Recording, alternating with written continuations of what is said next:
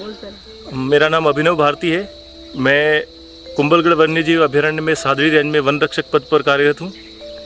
तो जैसा कि मैं बता रहा हूँ कि गर्मियों के दिनों में हमारे यहाँ पे पानी की बहुत शॉर्टेज होती है और जानवर पानी के लिए इधर उधर पलायन करते हैं।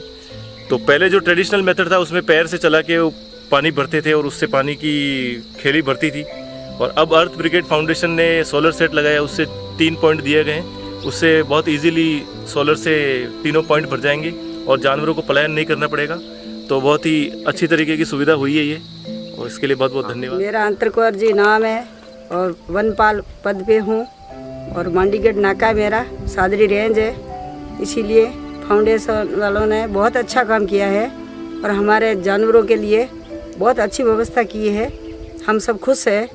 हम मेहनत करते थे जानवरों के लिए, कभी किसी से पानी डलवाते, कभी किसी से भीख मांगनी पड़ती, वो हमारे को अभी नहीं मांगनी पड़ती है।